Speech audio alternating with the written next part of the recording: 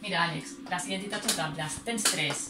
Pots tenir a més b elevat al quadrat, que seria el mateix que si tinguessis els dos negatius, elevat al quadrat, que llavors la fórmula és el quadrat del primer més el doble, és a dir, multipliquem per 2 el primer pel segon, més el quadrat del segon. Després tens una segona fórmula, que és quan un d'ells és negatiu, tant si és a menys b com a més b elevat al quadrat, que és la mateixa fórmula de dalt, però en comptes d'un més, aquí tens un menys. Per tant, és el quadrat del primer terme, menys el doble del primer pel segon, més el quadrat del segon. I per últim tens què passa si jo tinc el producte d'una suma per la diferència, a més b per a menys b. Doncs directament aquest producte serà el quadrat del primer menys el quadrat del segon. Anem a veure aquests exemples.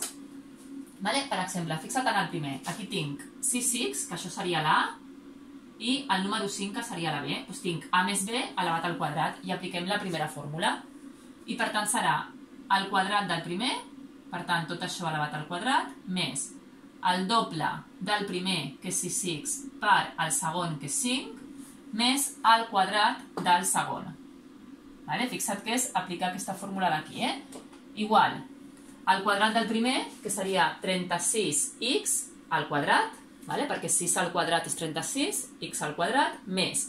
Això és un producte i per tant serà 2 per 6, 12, per 5, 60. Doncs més 60x, més 5 al quadrat, que és 25. Doncs aquest seria el primer. Anem al segon. Fixa't que en el segon tens un negatiu i un positiu. Per tant, la fórmula que aplicarem serà la segona. Tant si el negatiu està aquí com si està aquí, és aquesta fórmula d'aquí. Per tant, serà igual que l'anterior, però en el doble del primer pel segon tindrem un negatiu. Per tant, ara aquest d'aquí, és a dir, 3x sense el negatiu serà la A i aquest número serà la B. I per tant, el quadrat del primer menys, perquè tenim un negatiu, el doble del primer pel segon més el quadrat del segon. I per tant serà el quadrat del primer, 3x al quadrat, que seria 9x al quadrat, menys 2 per 3, 6, per 2, 12x, més 2 al quadrat, que és 4. I ja està, i aquí no pots sumar res més, perquè fixa't que hi ha un monomi d'ordre 2, un d'ordre 1 i un terme independent, per tant no podem fer res més. Anem a aquesta.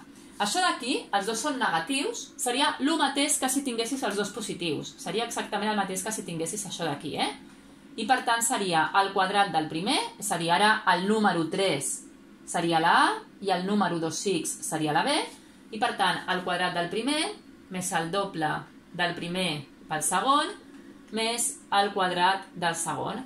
Per tant, 3 al quadrat, que és 9, més 2 per 3, 6, per 2, 12x, més el quadrat del segon, que seria 4x al quadrat. I aquesta última, fixa't que el negatiu el tens aquí, però tens un negatiu, per tant, és aquesta segona fórmula. Ara l'A seria el 2x i el 7 seria el número B. I per tant, el quadrat del primer menys el doble del primer pel segon més el quadrat del segon.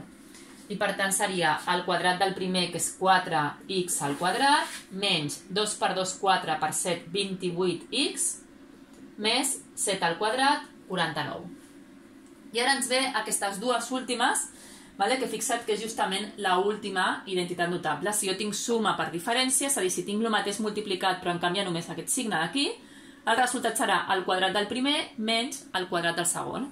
Per tant, fixa't que tinc 2x menys 3 per 2x més 3. Això seria la A, això seria la B, i fixa't que aquí tinc el mateix, A i B. I per tant, el resultat serà el quadrat del primer menys el quadrat del segon, i per tant, 4x al quadrat menys 9.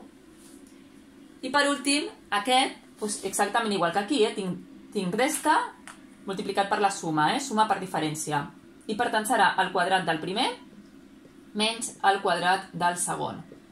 El quadrat del primer, recorda que si jo tinc una potència elevada a un exponent, multipliquem exponents, i per tant seria x elevat a 2 per 2, 4, menys x al quadrat. I ja està, aquí tens 6 dels exercicis que m'has passat on explica com fer la identitat notable, un exercici de cada.